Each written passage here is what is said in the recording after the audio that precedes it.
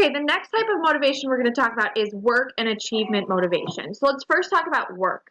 People have different attitudes of what work is. Some people see it as a job, right? So it's necessary for you to make money. Other people see work as a career, taking yourself from one position to another, maybe within the same field. Other people see it as a calling, maybe a vocation, where you are fulfilling a socially useful activity or something that is fulfilling to you.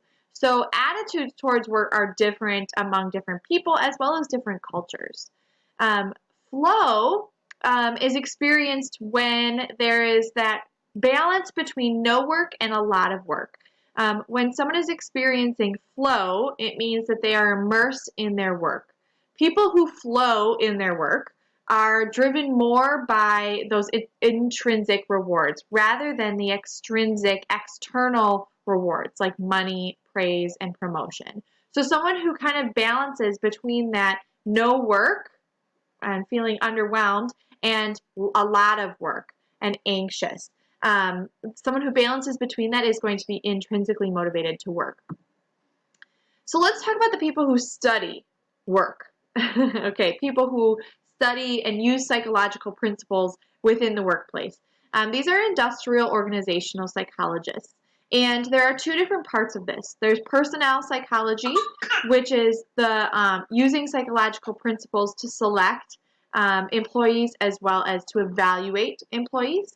And then there's organizational psychology. So this is the environment, the work environment and management styles and how those can influence worker motivation, satisfaction, and productivity. Okay, let's move now from work to achievement motivation. So achievement motivation is whether or not someone has a characteristic of getting satisfaction from striving for and attaining excellence. Meaning, do you feel good when you are challenged? Do you want to push yourself? So those people with high achievement motivation tend to choose challenging tasks. These are tasks that are going to give them some sort of challenge. However, they're still going to be able to complete them successfully. So someone with a high achievement motivation tend to avoid situations where your success is going to come really easy to them. However, they're also likely to avoid situations where success is unlikely. So those realistic, challenging goals is what someone with high achievement motivation is going to go for. So they're setting realistic, challenging goals. So something that's not too easy, but also not impossible.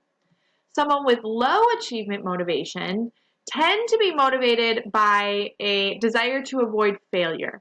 Okay, so this person is going to choose either really easy tasks because most people could complete them, or extremely difficult tasks because most people are not going to successfully complete them.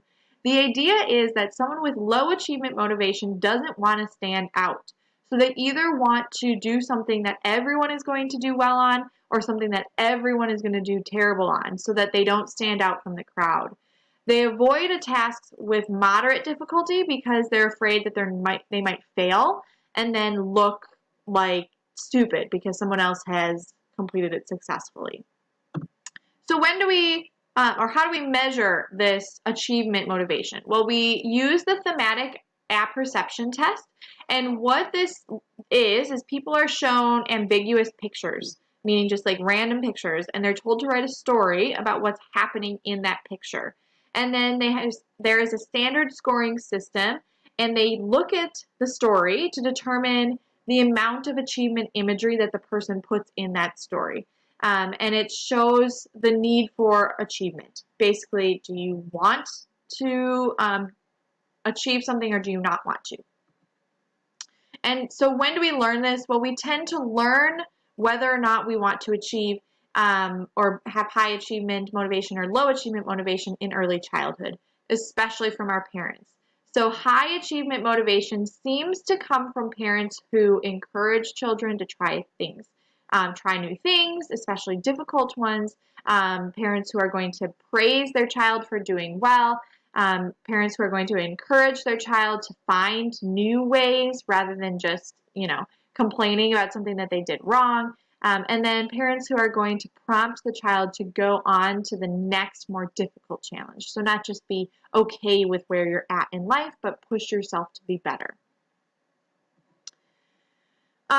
More general cultural influences can also affect the level of achievement motivation. Basically, what is our culture showing us? So children's books that children see how much the culture values achievement and success.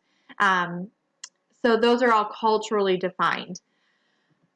Okay, so let's look at what things motivate us. So we're taking a step back from now achievement motivation and work motivation, and more generally at motivation. So what motivates us? Well, there's two different types of motivation. There's intrinsic motivation and extrinsic motivation. In and ex, those mean in and out, right?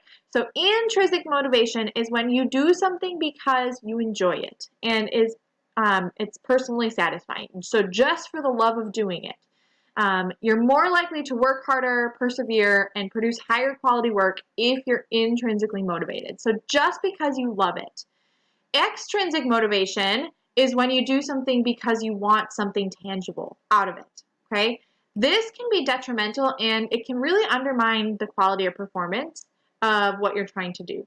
So let's look at an example. School, okay? If you are intrinsically motivated by a subject, let's say psychology, you're going to do well in that subject purely because you love learning about it. So you're going to read your book, you're going to watch these videos, you're going to do outside research purely because you love psychology. It doesn't matter whether or not you get an A on your test or you make me happy. It's purely because you enjoy psychology and you want to learn more about it. Okay? That's intrinsic motivation. Extrinsic motivation is you're reading the book, you're watching the videos, you're doing extra research because you want an A in the class and you want to get into a good college. That's extrinsic motivation. Okay? So because you want a 5 on the AP test, you're going to study and do well in this class. Okay, let's look at a couple more examples. So you strive to do well in school because you know that you're getting a good grade and will help you get into college, get a good job, and overall have a better life. Intrinsic or extrinsic? This one is extrinsic because your external motivators, those tangible things of getting into college, getting a good job, are going to be external. You strive to do well in school because you have a passion for learning and continually growing your mind. This is like we talked about, intrinsic, right? That idea that you just want to know more. You just love it. That's intrinsic, something internal.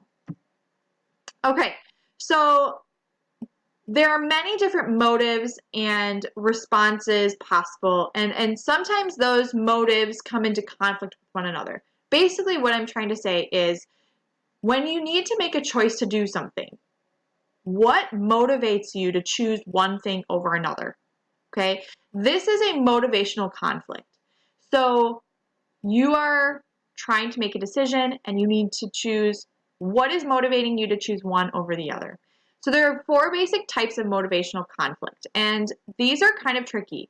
So we're going to go through them and I'm going to give you some examples. The first one is approach. This is when you need to choose between 2 equally attractive options. This is probably the easiest or the less stressful of all of the motivational conflicts because you're choosing between 2 equally great options, okay? So are we going to have a date night or are we going to hang with friends? These are 2 really great options, okay? So yeah, it doesn't really matter which one I choose because they're both going to be awesome, but I can't really choose because they're both awesome. That's approach. We want to do that. Approach means you're getting towards it. You want to do that, okay? So this one is somewhat tricky because you're going to have difficulty making this decision because you want to do both of them. So as the importance of the choice increases, so does the difficulty in making the decision. So it could be that you get into your 2 awesome colleges, the 2 that you really wanted to, and now you're like, okay, these are both great. Which one am I going to choose? It's a pretty important decision, and so it might be difficult. Okay, avoidance is the opposite. You must choose between 2 equally unattractive options. This is the idea of between a rock and a hard place, okay? So are we going to vacuum the house or are we going to mow the lawn? both of these suck. I don't want to do either of them.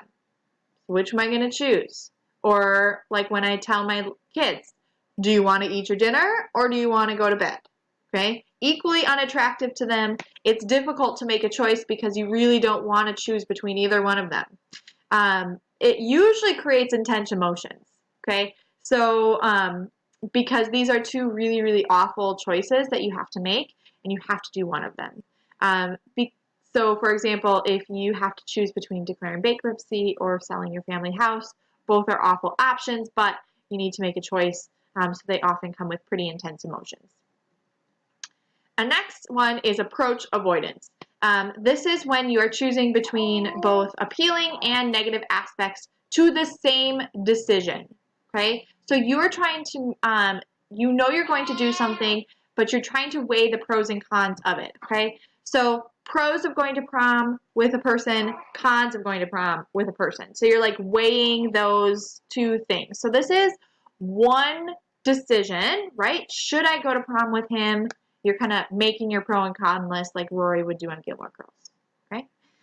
This is often difficult to resolve, and it usually results in very long periods of indecision of whether or not you're going to do that because you're weighing the pros and cons and you have to decide whether or not you want to do that. Then finally, multiple approach and avoidance. This is when you must choose between different alternatives, but you're looking at the pros and cons of all of them.